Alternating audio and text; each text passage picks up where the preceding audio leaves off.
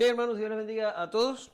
Hoy vamos a tener nuestra sección expositiva de Lucas 10, 38 al 42. Y vamos a estar hablando de una visita que le hace Jesús a unas hermanas llamadas Marta y María. ¿Ya? Así que vamos a ir a nuestro texto de oro. Vamos a ver en Juan 15 del 8 al 10. Y dice así: en esto es glorificado mi Padre, en que llevéis mucho fruto y seáis así mis discípulos. Como el Padre me ha amado, así también yo os he amado. Permaneced en mi amor. Si guardareis mis mandamientos, permaneceréis en mi amor, así como yo he guardado los mandamientos de mi Padre y permanezco en su amor.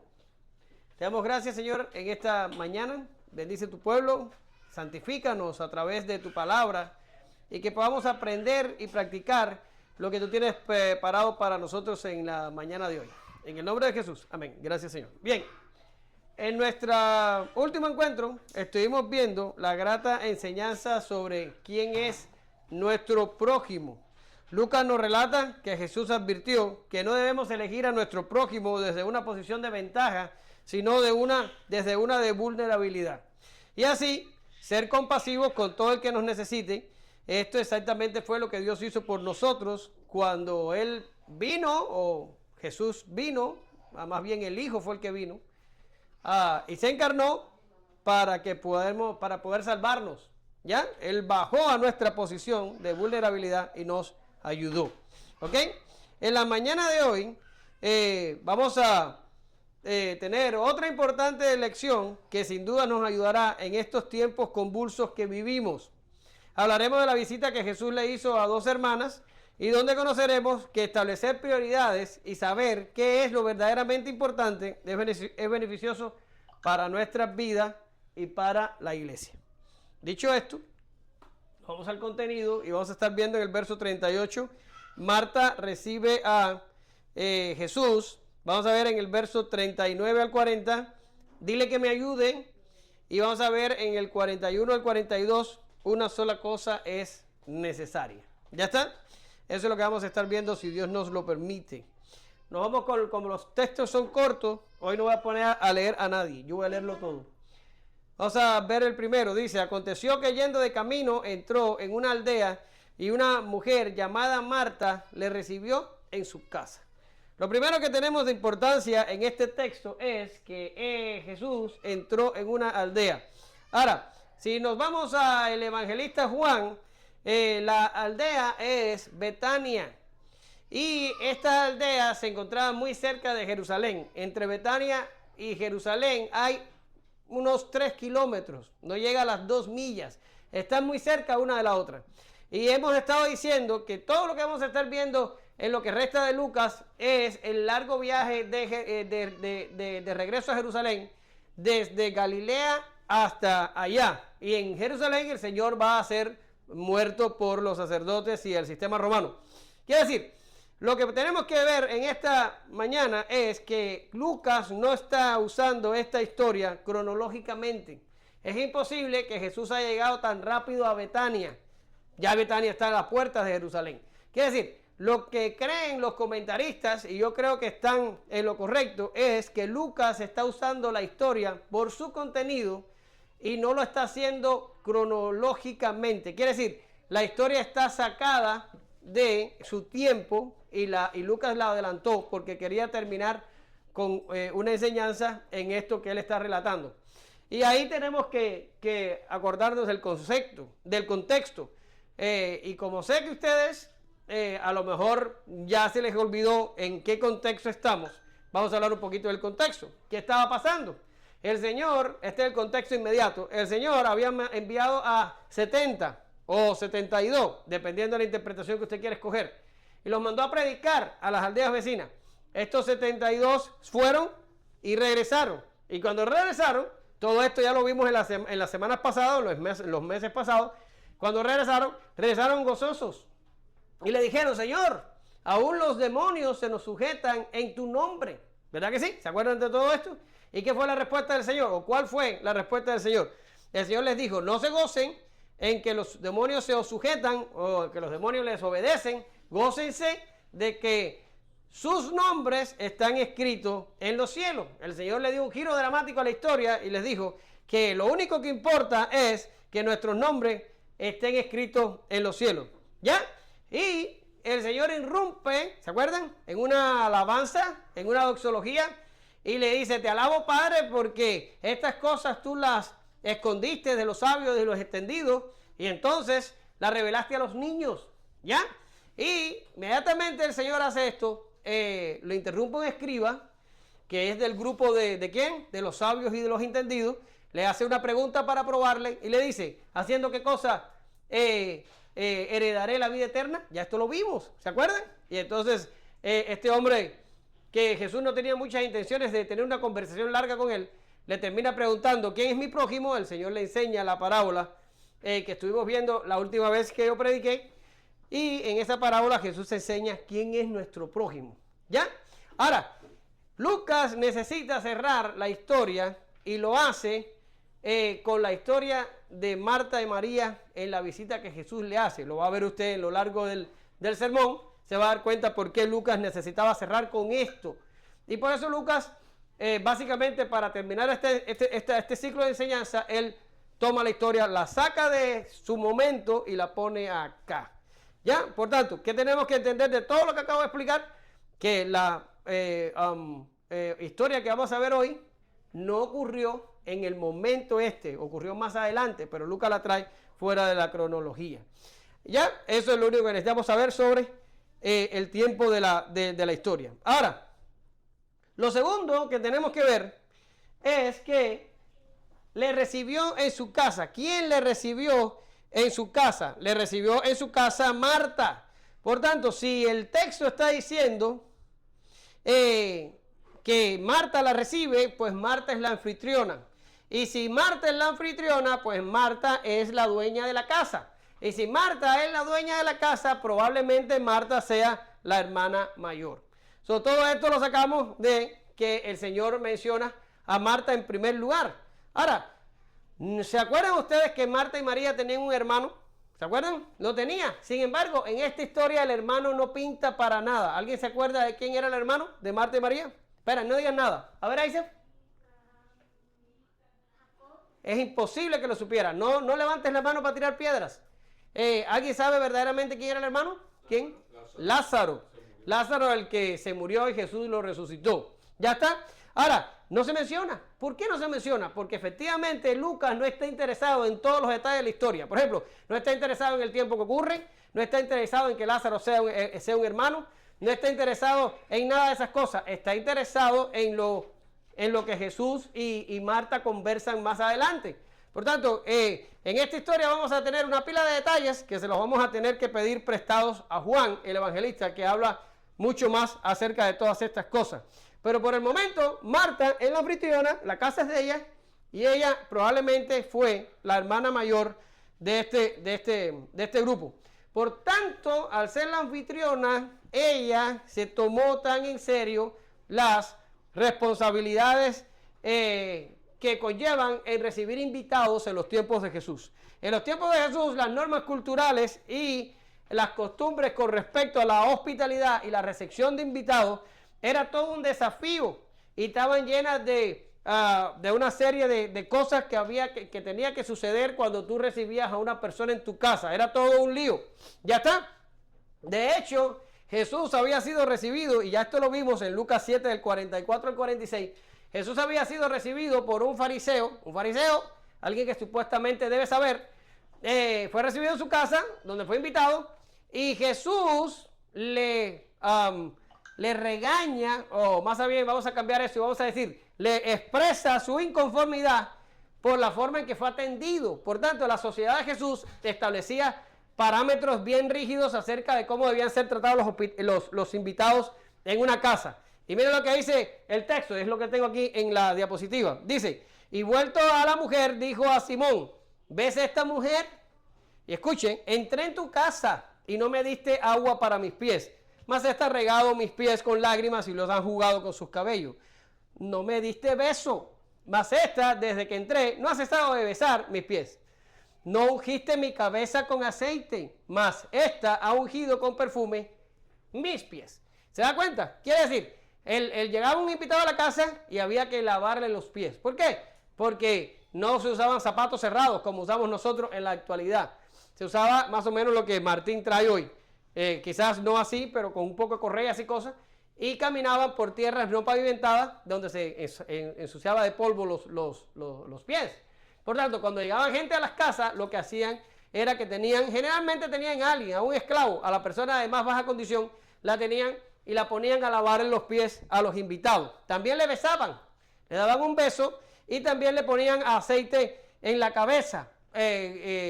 Y todo esto era parte de una ceremonia que se hacía para recibir gente en casa. Quiere decir, recibir invitados en la casa era bastante complicado. Y por eso Marta se ve tan enrolada en todo este asunto y se ve estresada y se ve afanada y se ve en todo porque era un lío de cosas que tenía que hacer uno cuando recibía invitados. Este fariseo falló en la recepción que hizo Jesús y tan pronto como ligero Jesús se viró y se lo tiró todo en la cara. Y era fariseo. Ahora, vamos a seguir con la historia. Dile que me ayude. Y dice así. Esta tenía una hermana que se llamaba María, la cual, sentándose a los pies de Jesús, oía su palabra. Mas Marta se preocupaba con muchos quehaceres y acercándose dijo, Señor, ¿no te da cuidado de que mi hermana me deje servir sola? Dile pues que me ayude. Bien, lo primero que vemos aquí es que Marta tenía una hermana. Ahora, ya dijimos, si Marta era la hermana mayor, pues María era una hermana menor. Estaba probablemente bajo su cuidado y vivía con ella. Ahora, María y Marta, como vivían juntas, debieron haberse ocupado de los quehaceres que conllevaba el recibir invitados en casa. Sin embargo, dice el texto que Marta se enredó en todas esas cosas, sin embargo María se sentó a los pies de Jesús a escucharle. Ahora, no pasé la diapositiva. María oía la palabra. Ahora, esto está contrario a lo que estipulaban las normas culturales del tiempo de Jesús. En el tiempo de Jesús, el mundo de las mujeres y de los hombres estaban bien delimitados y generalmente no se cruzaban a no ser que las mujeres entraran al mundo de los hombres a darles algún servicio. Pero si no era el caso, si las mujeres no tenían nada que servir a un hombre, las mujeres casi pasaban absolutamente desapercibidas de la vida de los hombres. Por tanto, si un grupo de invitados llegaban a una casa, en la habitación que era principal, allí se iban a reunir, ¿quiénes? Allí se iban a reunir los hombres. ¿Y dónde iban a estar puestas las mujeres? Preparando todas las cosas para servirles. Y solo iban a interrumpir la reunión de estos hombres si entraban a traer algo de comida, algo de tomar, algo que se les pidiera. De lo contrario, tenían que desaparecer y ocupar su lugar de acuerdo con lo que la sociedad establecía. Ya quiere decir que una cosa como la que yo estoy viendo hoy, que estamos todos aquí y hay hombres y mujeres recibiendo enseñanza, esto en los tiempos de Jesús era inconcebible. La enseñanza la recibían los hombres y los hombres regresaban a las casas y en las casas enseñaban sus mujeres. Pero las mujeres no eran enseñadas por rabí alguno, eran básicamente enseñadas por sus hombres. Y yo digo que los hombres de hoy hemos perdido eso de vista. Nosotros, y ya cuando hablamos de culto familiar en los viernes, lo dijimos, los hombres somos los responsables del sacerdocio del hogar. Somos los pastores de nuestra casa. Tenemos que enseñar a nuestras mujeres y a nuestros hijos la Biblia. Es nuestra responsabilidad. Y no lo hacemos. Ahora, volviendo a María. María se sienta.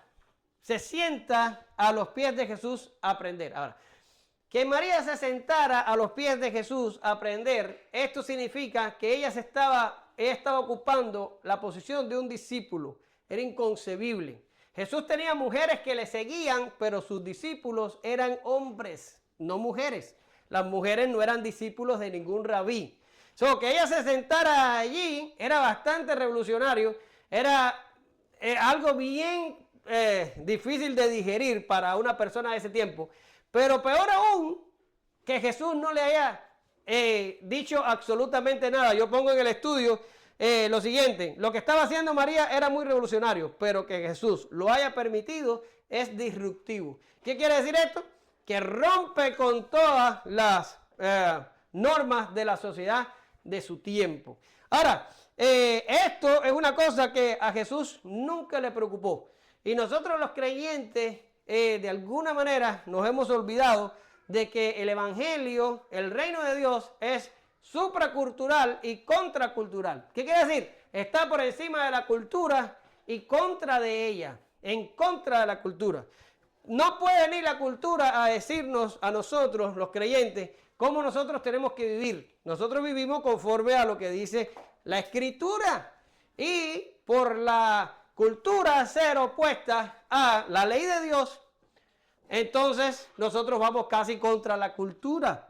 Ahora, Jesús, miren, escuchen, Jesús, y esto lo hice yo de memoria, ni siquiera busqué en una concordancia ni nada para buscar todos los eventos, solo los que me acordé los escribí. Y yo puse, Jesús no solo desafió su cultura, sino las leyes ceremoniales de su tiempo.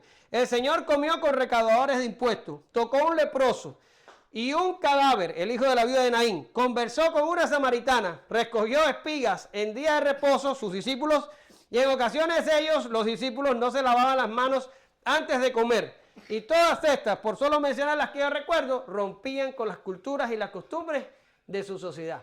Jesús hizo cada una de estas cosas, o lo hicieron sus discípulos. Quiere decir, ellos no se dejaron impresionar por las leyes culturales, iban contra ellas, no dejaban que la cultura les moldeara. Pero no solo Jesús. Y antes de seguir con la idea, me acabo de dar cuenta que se me olvidó ponerles este texto. Ahorita cuando les dije, ponerse a los pies de alguien lo convierte en discípulo, miren como Pablo en Hechos 22:3 dice, yo de cierto soy judío, nacido en Tarso de Sicilia, pero criado en esta ciudad, instruido a los pies de Gamaliel, estrictamente conforme a la ley de nuestros padres, celoso de Dios, como hoy lo soy todos vosotros. Estar puesto a los pies es condición de discípulo. Y aquí en Lucas 8:35, no lo traje para no llenarle de textos este problema, yo creo que se entiende bastante. Este es el evento que ya lo vimos, cuando Jesús saca a los demonios del endemoniado gadareno, y este era un tipo que lo amarraban con cadenas y se soltaban las cadenas. Y dice que cuando ya Jesús sacó los demonios, que vinieron los de la ciudad, vieron al hombre vestido y, ¿qué dice el texto? Sentado a los pies de Jesús en calidad de discípulo. ¿Ya está? Ahora, ya, volviendo al tema de la cultura y de que nosotros somos supraculturales y contraculturales, así no solo Jesús, sino también la iglesia de Dios en los primeros tiempos fue de esta manera. A los cristianos no les importaba las normas culturales, a los cristianos les importaba lo que decía la palabra de Dios. No les importaba lo que decían las autoridades, lo que les importaba era la palabra de Dios. Lo único que estaban preocupados en esta vida era por hacer la voluntad de Dios. Mira lo que dice Hechos 17:6. Dice, pero no hallándolos, trajeron a Jasón y a algunos de los hermanos ante las autoridades de la ciudad gritando. ¿Qué dice ahí? Dice, estos que trastornan el mundo entero también han venido acá. ¿Cuál fue la queja? Los cristianos de estos que rompen con nuestras normas, los que trastornan nuestro mundo, han hecho cosas en otras ciudades y ahora están en la nuestra también fastidiando aquí. ¿Verdad? Los cristianos eran gente disruptiva, eran gente que llegaban y se acababa la fiesta. Era gente que llegaba a decir lo que nadie quería escuchar y anunciar lo que nadie había pedido. Era gente que llegaban y decían, somos diferentes, somos hijos de Dios, vivimos de una manera diferente a ustedes y les encomendamos que si no se arrepienten, ustedes van a ser castigados por la eternidad. Llegaban a predicar aquello. Llegaban y lo hacían. Es lastimoso el solo pensar que hoy los creyentes no quieren causar este tipo de impresiones. Tan solo quieren ser respetuosos y, si es posible, camuflarse de tal manera que parezcan como ellos. ¿Quién? Los impíos. Que poco pueden un creyente conocer las riquezas de Cristo cuando solo se esfuerza por ser como los no creyentes. Ahora día tuve un cristiano y los cristianos no pasan de ser una persona normal. Ya, incluso más sumisos y más callados, no denuncian la herejía, no denuncian la falsedad, no denuncian el pecado, no denuncian a nadie. Prefieren ser respetuosos, prefieren ser pasivos, prefieren ser calmados. Y lo único que hacen con esto es negar toda nuestra historia de que siempre desde Jesús, sus discípulos y los que siguieron después de él, éramos gente que le acabábamos la fiesta a los inconversos. No le dábamos risa, no éramos amigos de ellos, no nos llevábamos bien con ellos, donde quiera que llegamos, formábamos el lío porque llegábamos diciéndoles sus pecados. ¿Ya? 1 Corintios 4:13. Nos difaman y rogamos. ¿Y qué dice ahí? Hemos venido a ser hasta ahora como la escoria del mundo, el desecho de todos. ¿Cuál es la impresión que tenía la gente de la iglesia? La peor. ¿Por qué razón? Porque los cristianos, donde quiera que llegaban, formaban un lío. ¿Por qué lo formaban? Porque denunciaban al fornicario, porque denunciaban al hipócrita, porque denunciaban los pecados de la gente, la idolatría, la religión falsa, y se paraban donde quiera que decía y predicaban a Jesucristo crucificado. Sin pena, sin pelos en la lengua. Y hoy hay que darle cursos de discipulado, hoy hay que darle cursos de evangelismo, hoy hay que meterle cosas en la cabeza y darle casi una patada por la espalda para que salgan a predicarle a una persona. No pueden hacerlo. Y la gente, esta gente llegaban a las ciudades y las traslocaban, las ponían patas arriba, en un momentico, porque estaban comprometidos con lo que tenían que estar comprometidos. Jesús era así. Jesús era así.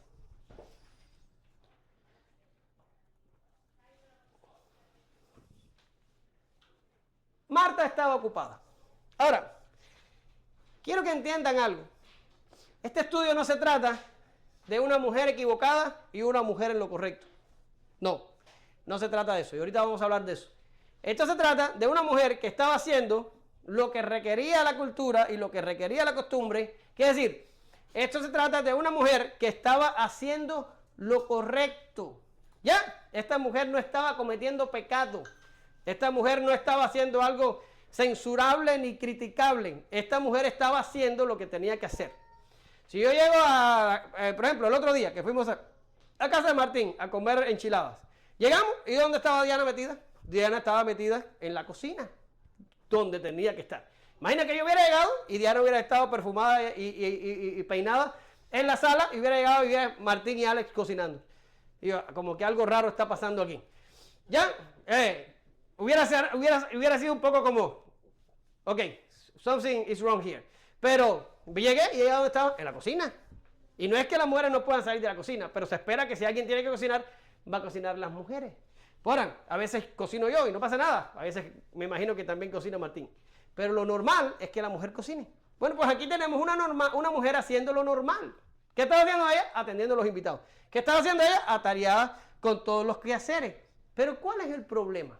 El problema es que la actividad que ella estaba realizando le estaba sobreocupando, le estaba generando afán y la estaba turbando.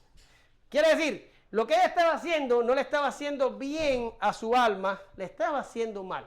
Estaba haciendo lo correcto, pero lo estaba haciendo de una manera en la que algo le estaba pasando en su cabeza que no la dejaba pensar correctamente. ¿Ya? Y entonces mira a su hermana en su momento de más ocupación, me imagino, y la mira, ¿y dónde estaba la niña? La niña estaba sentada a los pies de Jesús haciendo lo que se supone que era imposible que una mujer de su tiempo podía hacer. Se estaba oyendo el discurso de Jesús, pero ella no regaña a la hermana, ella va contra Jesús. Le dice, Señor, ¿no te da cuidado que mi hermana me deje servir sola? Dile pues que me ayude. Quiere decir, la hermana no fue contra la otra hermana, la hermana fue contra Jesús. En su mente y en su razonamiento, el culpable de toda la situación era Jesús, porque Jesús debió haberle dicho a la hermana, hey, párate y vete a ayudar a Marta. ¿No te das cuenta que está hasta aquí? Vete a ayudarla. Y ella no se tira contra la hermana, ella se tira contra Jesús y termina culpando a Jesús de no hacer nada. ¿En serio? Ahora, quiero que, para que no le caigamos arriba a Marta, que vayamos a Marcos 4:38. O sea, no vaya usted, lo tengo en la pizarra. Pero ya esto lo vimos. Y es cuando la barca se empezó a hundir, aquel día que estaban cruzando el mar de Galilea, por una tempestad que se formó. Y cuando la barca se empezó a hundir, ¿dónde estaba Jesús? Ya se lo vimos, estaba dormido. Dormido en la popa. Yo no sé lo que es eso. Pero dormido en algún lugar del barco. y ahí estaba. Y allí fueron los discípulos asustados, que algunos de ellos eran pescadores profesionales, y le dijeron, maestro, ¿no tienes cuidado de que perecemos? O lo que le están diciendo, estamos casi ahogándonos y a ti no te importa, estás durmiendo desinteresado, inflictivo, no te importa lo que está sucediendo. Y el Señor se levanta así, mira la tempestad, calma la tempestad, y se vuelve a los discípulos y le dijeron, hombres de poca fe. ¿Ya está? Ahora, ¿qué es lo que está pasando aquí? El error que cometen los discípulos es el mismo error que comete Marta. Los discípulos pensaron que Jesús dormido era como nada, no servía para nada un Jesús dormido y que la barca se iba a hundir si no lo despertaban. La cosa es que la fe de ellos tenía que ir más allá y saber que si Jesús estaba en la barca, aunque estuviera dormido, la barca no se iba a hundir. Y aquí Marta le reprocha al Señor, le dice, no te da cuidado, no te importa, no te hace sufrir verme en la condición que estoy, dile a mi hermana que me ayude. Y Marta debió haber dicho, no, si el Señor no ha mandado a mi hermana a que me ayude, probablemente la que lo está haciendo bien es mi hermana y yo estoy ocupada en todo este quehacer. Pero ella no, ella se tiró contra Jesús y lo regañó. ¿Por qué razón? Porque estaba turbada con los quehaceres. ¿Ya? ¿Y qué le dice? Le dice, dile que me ayude, haz que cumpla con su deber. Lo que se supone que debería estar haciendo Marta es ayudándome en los quehaceres, es ayudándome con los invitados. Dile que me ayude. Marta cayó en el error de dejarse llevar por sus prejuicios contra su hermana y terminó juzgando ¿a quién? Al Señor. Fíjate que no juzgó a la hermana, juzgó al Señor.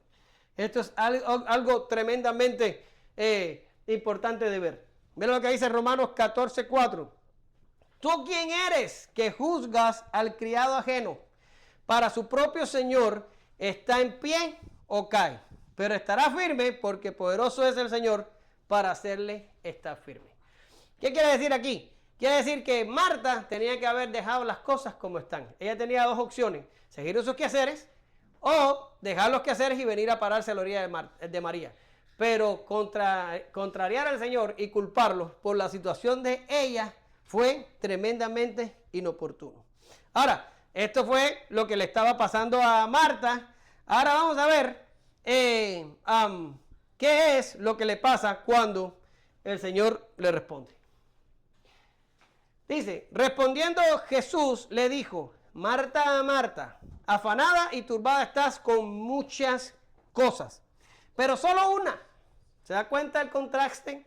Muchas cosas, pero solo una es necesaria. Y María ha escogido la buena parte, la cual no le será quitada. Ahora, vamos a hacer una parada aquí y le vamos a tomar una información prestada a Juan, porque quiero que ustedes entiendan lo que va a pasar aquí.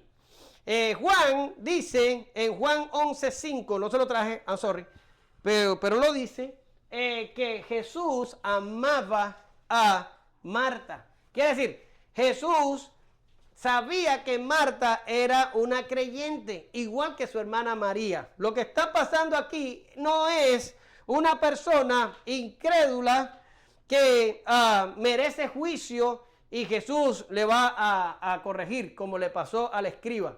No, lo que está pasando aquí es que hay una creyente a la cual Jesús ama, que tiene una actitud equivocada y va a ser corregida. Pero Jesús no lo está haciendo para juicio, lo está haciendo para edificación de Marta. Por tanto, aquí no estamos hablando de un no creyente corregido o de un no creyente entregado al juicio. No, estamos hablando de un creyente que es objeto del amor de Dios, que tiene una idea equivocada y que Jesús lo va a corregir. Es decir, son dos creyentes. Marta y María son dos creyentes. Como cualquiera de nosotros en esta mañana, en este lugar. Dos creyentes. Y para colmo, Marta, dice Juan, que Jesús amaba a Marta. La amaba. Ahora, aunque Marta solo está cumpliendo con su deber, esto le provoca a ella preocupación y afán.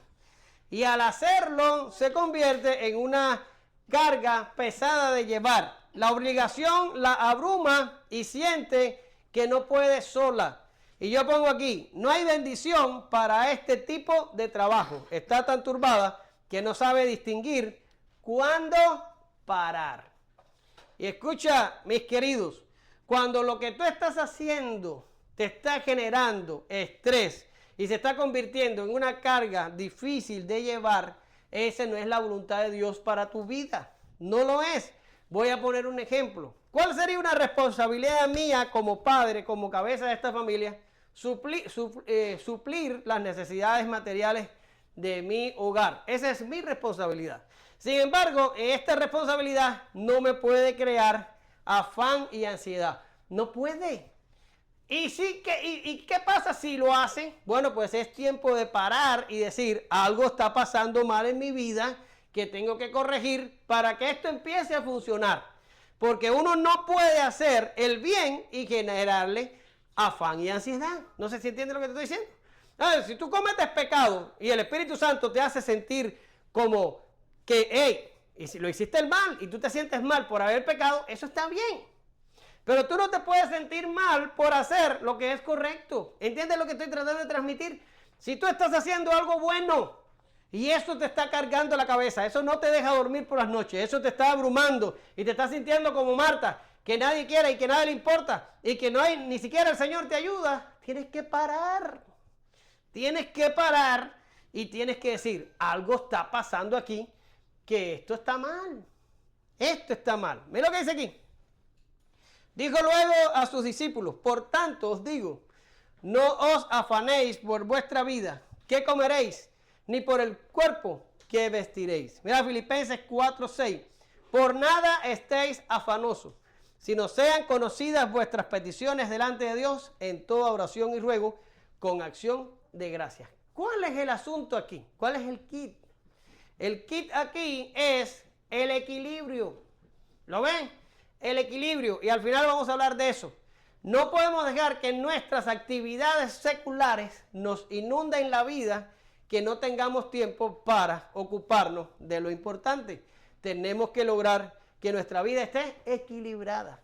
Porque si la vida está desequilibrada, eso nos va a desequilibrar a nosotros. Y más tarde, más temprano, nuestros trabajos nos van a pasar la factura. Nuestras obligaciones nos van a pasar la factura. Ahora, esto no es un incentivo a que seamos unos vagos y unos despreocupados. No. Esto es un incentivo a un equilibrio. ¿Y qué es lo que significa un equilibrio? A cada cosa su importancia y balancearlas para que no se vaya la balanza para otro lado. Eso es lo que estoy tratando de decir aquí. Y Jesús se lo dice a Marta. Jesús le dice a Marta, tú estás turbada y cargada con muchas cosas. Lo estás. Solo una es necesaria. Ahora, vamos a cambiar esto y vamos a pensar.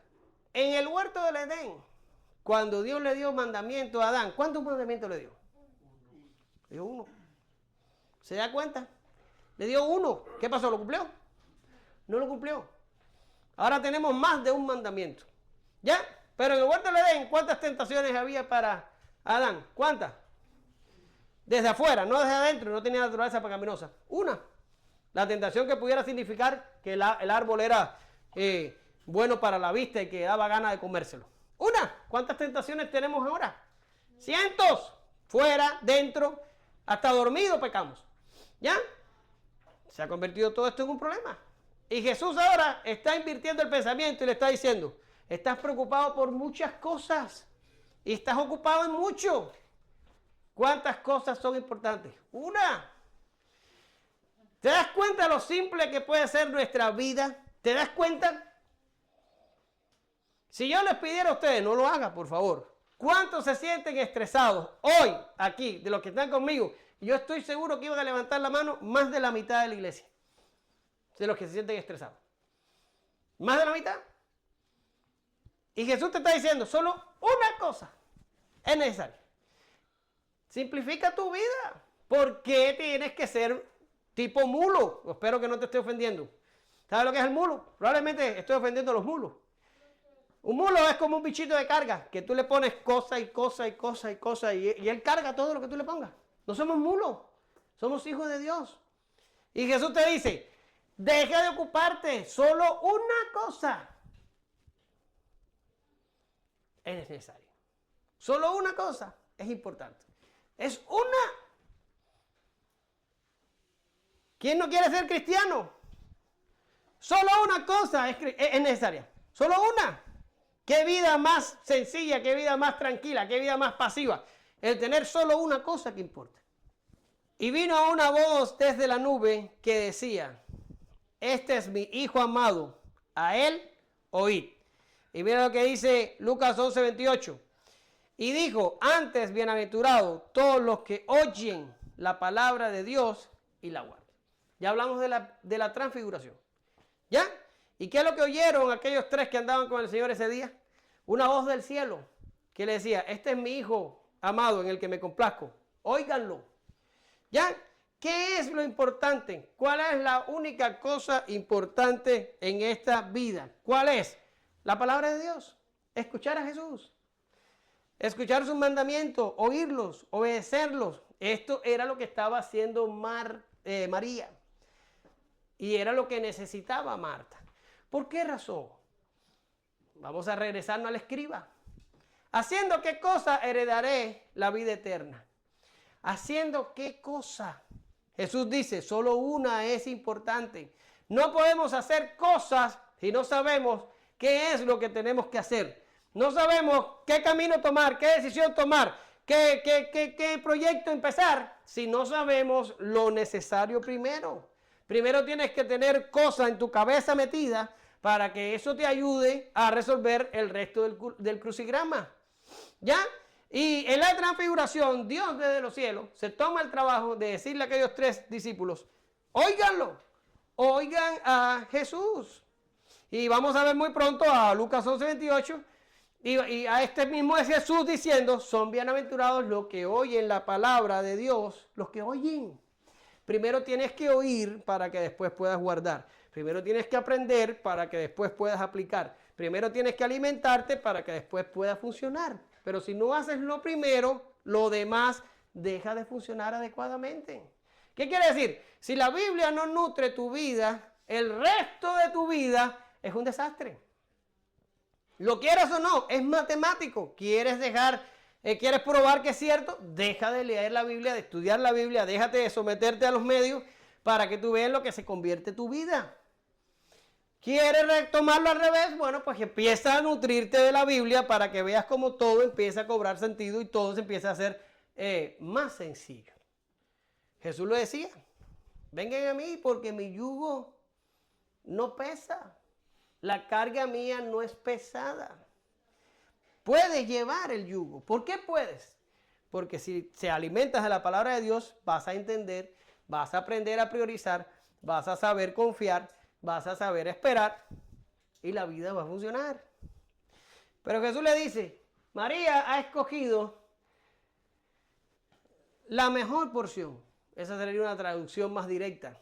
La mejor porción. Ahora, como yo le decía ahorita, aquí ninguna de las mujeres está haciendo algo incorrecto. Marta está haciendo lo culturalmente correcto, María está haciendo lo mejor. Quiere decir, aquí está haciendo Jesús una comparación de lo bueno con lo mejor. Para que usted entienda este tipo de comparaciones, les traje 1 Corintios 7:38, donde Pablo les está hablando a las muchachas que no tienen marido. Y Pablo está diciendo, si un padre tiene una hija que es virgen y que está en edad de casarse, lo mejor es que la deje sin casar. Pablo dice así, es lo mejor. Pero si no quiere, pues entonces que la dé en casamiento. No pasa nada. Y entonces viene y dice, de manera que el que la da en casamiento, ¿qué dice ahí? Hace bien. Y el que no la da en casamiento, hace mejor. Según el argumento de Pablo, usted puede buscar el contexto después. Pero este es el argumento de Pablo. Pablo está haciendo la comparación, porque hay gente que dice, no, porque Pablo prohibió el matrimonio. No, Pablo no prohibió el matrimonio. Pablo está diciendo, lo mejor es que la gente se quede como están. Está soltero, quédate soltero. Pero si sientes atracción por el sexo femenino o las mujeres por el sexo masculino y sientes una atracción que te lleva a pecar, es mejor que te cases. ¿Ya? Pero las dos cosas son buenas. Casarse es bueno y no casarse, Pablo dice, Pablo dice, yo no sé, porque yo me casé. Pablo dice, es mejor. ¿Ya? Están haciendo una comparación entre lo bueno y lo mejor. Bueno, y el que se casa hace bien. Y el que no se casa hace mejor. Pues aquí, bueno, María está haciendo bien. Pero, María no, Marta está haciendo bien. Pero María está haciéndolo mejor. Ella escogió la mejor porción. ¿Se da cuenta? Quiere decir, aquí no estamos hablando de una mujer pecadora y una mujer santa. No. Aquí hay dos creyentes, dos santas, haciendo una lo bueno y haciendo lo otra lo mejor. Y Jesús le dice, ella ha escogido la mejor porción. ¿Qué? En el trasfondo bíblico, ¿qué significa escoger la mejor porción? Es como que usted tenga, no sé, un pastel y a una parte del pastel tenga arriba algo, algo de chocolate, cualquier cosa. Y yo ya le digo a Diana, pícame la esquinita que tiene el bomboncito de chocolate arriba. Y yo me estoy llevando la mejor porción del pastel. El resto del pastel es normal, pero yo me llevé la mejor porción. Eso es lo que está haciendo María aquí. María dijo, tengo dos opciones, hacer lo bueno y ayudar a mi hermana, o hacer lo mejor y quedarme y escuchar a Jesús. Y ella se quedó y escuchó a Jesús. Pero Jesús le dice algo que es para que le explotara la cabeza a Marta. Y le dice, María ha escogido la mejor parte, la mejor porción. ¿Y qué dice después? Espérate, que no dice. Vamos a ponerla. No le será quitada. Ahora, Jesús no está diciendo que él podía decirle, aunque podía decirle a María, ¿sabes qué? Vete a ayudar a tu hermana, que ya tu hermana empezó a protestar. No se está refiriendo a quitarle eso. No. Jesús se está yendo más allá y le está diciendo a María algo que hoy, de alguna forma, ya por medio del Espíritu Santo, Martín nos dijo en la oración. ¿Ya? ¿Y qué es lo que está diciendo? Jesús le está diciendo, Marta, hija, tú estás preocupada y turbada por cosas que perecen. Por cosas que en algún momento van a dejar de ser. Cosas que tienen una temporalidad marcada. Cosas que no trascienden para el mundo venidero. Y estás ocupando todo tu tiempo, toda tu energía, todas tus habilidades, todo el centro de tu atención, lo estás ocupando en cosas que no vas a poder hacer que salten para la vida venidera. Y hoy Martín decía, a veces nos preocupamos por las casas, por los carros, o decía algo similar, y por las ropas, y por los zapatos, y por las... ¿En serio? ¿En eso es en lo que consumimos nuestro tiempo? ¿Eso es lo que nos preocupa? ¿Qué es todo lo que quieren los jóvenes en la vida? Tener una carrera, tener autos y casas y todo eso. ¿En serio que nuestros jóvenes cristianos es que eso es lo que quieren? Porque eso es una idiotez total. ¿Por qué razón? Porque eso se puede acabar así, mira. ¡Pam! Se puede acabar así. Muy rápido. No tiene ni que venir Jesús, no tiene ni que llegar el día del juicio, no tiene ni que acabarse el mundo. Te puedes acabar tú. Hace unas semanas atrás murió en Cuba un cantante que yo cuando era joven, inconverso, estoy diciendo inconverso, bailaba con él y se llamaba Pablo F.G., o así le decían. Y murió a sus 60 años, 60 y algo de años tenía. El hombre estaba fuerte, estaba sano, estaba bien. ¿Y en qué murió? En un accidente de auto. Chocó con un autobús en La Habana y el carro se hizo nada y él murió. ¿Y qué le pasó? La vida se acabó. ¿Y qué le pasó? Se fue a enfrentar con Dios. ¡Bum! De momento. ¿En serio que te quieres preocupar y gastar todas tus energías y todas tus cosas en lo perecedero? ¿En serio que te puedes... ¿Se acuerdan de aquel mensaje de Alex que decía un pensamiento de alguien que ya no me acuerdo cómo se llama, que decía, no es tonto el que pierde lo que no puede retener para ganar lo que no puede perder? ¿Se acuerdan de ese pensamiento? Y toda tu vida, toda tu energía, todo tu tiempo estás abandonándote a todo solo por obtener cosas materiales. Eso es lo que le está diciendo Jesús a María. María, le digo a Marta, Marta, tú estás enfocada en lo perecedero, en lo terrenal, en lo que se acaba, en lo que no salta para la vida venidera. Por tanto, ¿quieres ocuparte en todo eso, hija? ¡Ocúpate! Eso no tiene problema. Como decía alguien, vamos a ver cómo se van a poder llevar todo eso para el otro lado. No se lo van a poder llevar. Desnudo vinimos, desnudo salimos. Yo no sé por qué nos fajamos tanto en el medio. Pero Jesús le dice a Marta, Pero María escogió la mejor porción, la cual no le será quitada. ¿Por qué? Porque lo que María escogió, ni siquiera la muerte le puede quitar lo que ella escogió.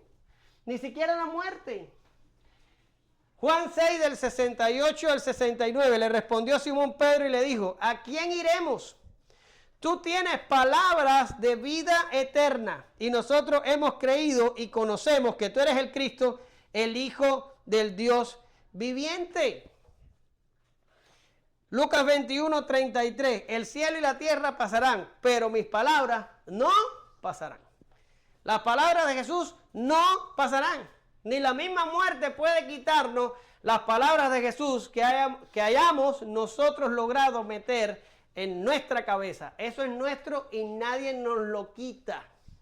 Eso era de María. El tiempo que María estuvo en los pies de Jesús, que eso fue un momento. ¿Lo que? Porque Jesús se fue de ahí y ella no le cayó atrás a Jesús, ni podía hacerlo tampoco. Eso fue un momento. Ella tenía una oportunidad para estar en esa posición. Y ella la agarró y la aprovechó. Y lo que ella adquirió ese día, eso no se lo quita ni la misma muerte. Eso fue lo que le dijo Jesús. Lo que María ha escogido, no hay nadie que pueda quitárselo, porque ha escogido escuchar mi palabra. Y mi palabra permanece para siempre. Permanece para siempre. Impresionante. Y ya voy a acabar.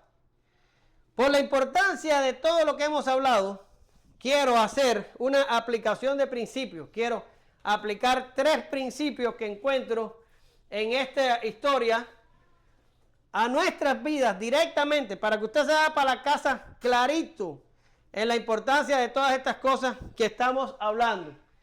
Y lo primero, no podemos hacer la obra de Dios sin conocer la palabra de Dios. Marta y María tenían a Jesús delante. Nosotros nunca hemos visto su rostro. Y han pasado casi 2000 años desde que Jesús se fue de esta tierra. Y está ahora sentado a la diestra de Dios. Por tanto, ¿cómo vamos a decir que le amamos si no le conocemos? ¿Y cómo vamos a decir que le conocemos si no estudiamos su palabra? ¿Y cómo hacemos su voluntad si no sabemos qué es lo que el Señor nos manda hacer?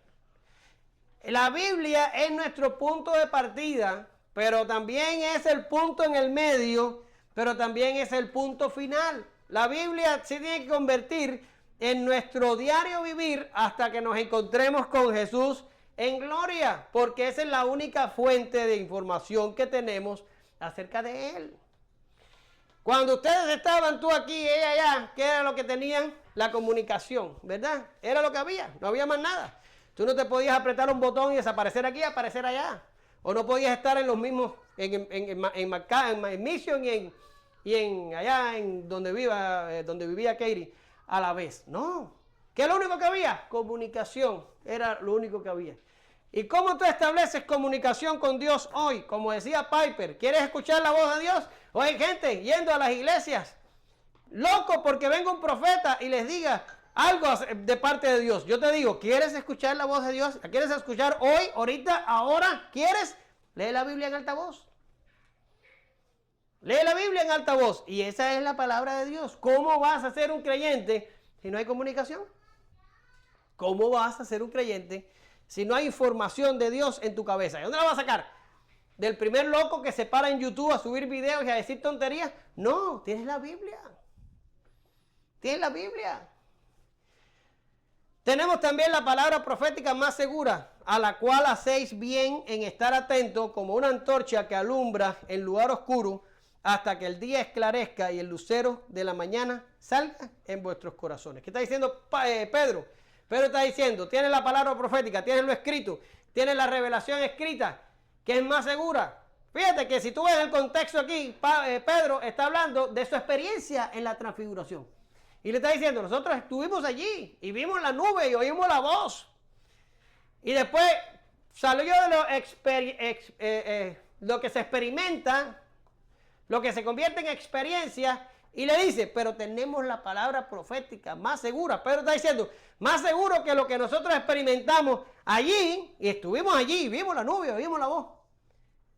Es la palabra profética. La Biblia debería ser para nosotros nuestro tesoro.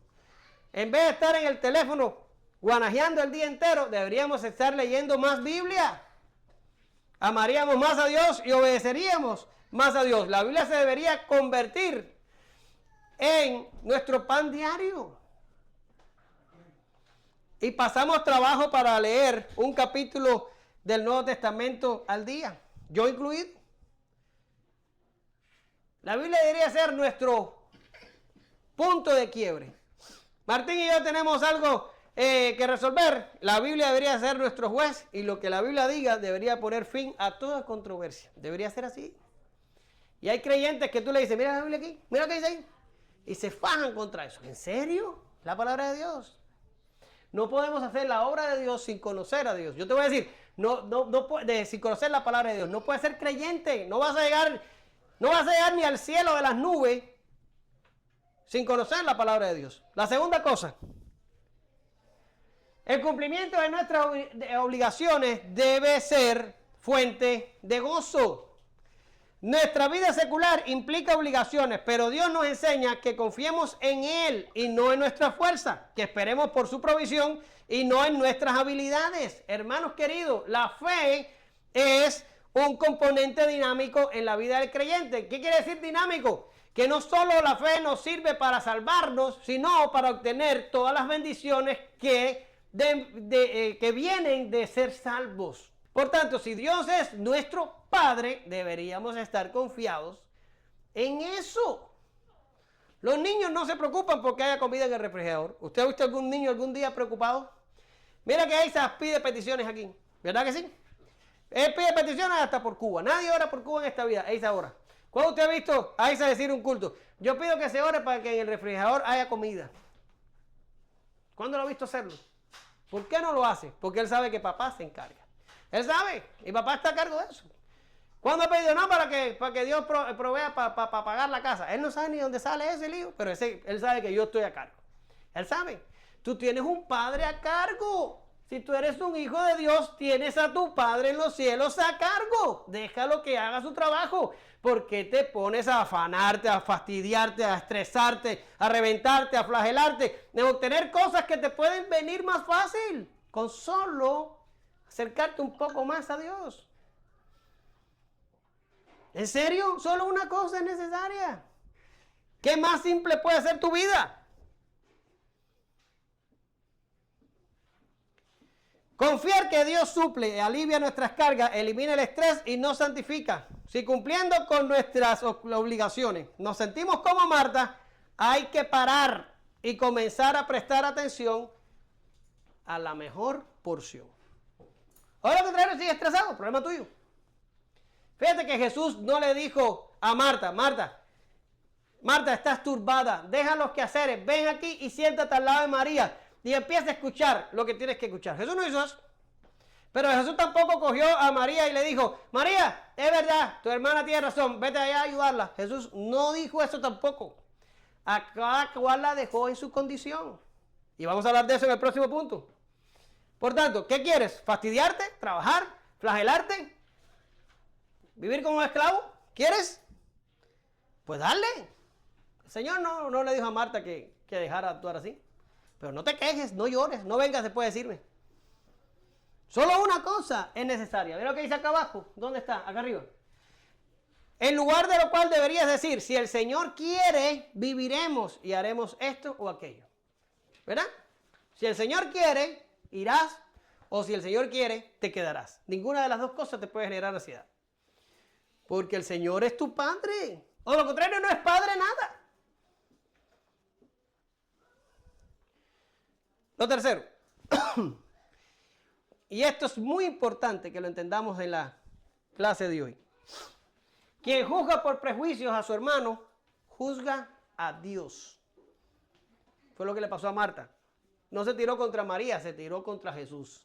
Cuidado, mucho cuidado. En esta congregación van a haber Martas y María, y del género femenino y del género masculino. de cualquier género. Ustedes entienden lo que quiero decir, ¿verdad? Van a haber Martas y María, y incluso puede que haya combinaciones de ambas, pero todos somos creyentes. Así que es mejor llevar las cargas los unos a los otros que estar juzgándonos. Jesús no trató de que María se uniera al estudio o a la predicación. Jesús no trató, Marta, y no trató de que María se pusiera a ayudar a la hermana. Él simplemente corrigió a Marta y le dijo, ella escogió lo importante. Se acabó. Tú en lo tuyo, ella en lo de ella. Si el Señor dejó a estas dos mujeres en lo que habían decidido previamente, ¿quiénes somos nosotros para venir a juzgar ahora a Marta o a María? Entonces, si lo traigo a nuestros días, te voy a decir, en las iglesias los creyentes son los creyentes. Hay unos que van a servir para muchos, hay unos que no van a servir absolutamente para nada. Hay unos que no van a dar preocupaciones, hay otros que van a ser una causa constante de preocupación. Pero son creyentes. Son creyentes. No juzgues a tu hermano por prejuicios, porque terminas juzgando a el Señor que lo salvó. Tu hermano es como es. Aprende a cargar la carga. Punto. Espera, hermano, espera. Y si mi hermano peca, eso es otra cosa. Y si mi hermano tiene una conducta ¿cómo es? Contra la Biblia, o tiene una herejía que está creyendo, eso es otra cosa. Eso sí hay que juzgarlo, hay que sentarlo, hay que hablar con él y hay que tratar de resolver el problema. De eso habló, fuiste tú, ¿verdad? Martín, el domingo pasado. Ya eso se acabó. Estamos hablando de prejuicios. Estamos hablando de prejuicios. Hay gente que va a ayudar conmigo aquí en la pelea. Hay gente que no va a ayudar. Se va a sentar y va a escuchar. ¿Y qué vamos a hacer con todo? Estar tranquilos y dejar la juzgadera y dejar la fastidiadera. Tenemos que aprender a llevar los unos a los otros las cargas. Santiago. Uno solo es el dador de la ley, que puede salvar y perder. Pero tú, ¿quién eres para que juzgues a otro? Quiere decir, por prejuicio no juzgamos. Si la gente se busca los problemas, sí vamos a juzgar. Pero por prejuicio, no. Dios es el que salva, Dios es el que llama, Dios es el que mueve las cosas. Tranquilo, aprende a llevar la carga de tu hermano. Concluyo. Y no voy a concluir con Marta, era lo que decía ahorita Diana. Voy a concluir con María, la que escogió la mejor porción, la que echó su cultura y sus costumbres a la basura, la que soportó la presión y la crítica, la que encontró lo más valioso y se asió de él con toda su fuerza. ¿Cómo termina la historia de Jesús y María?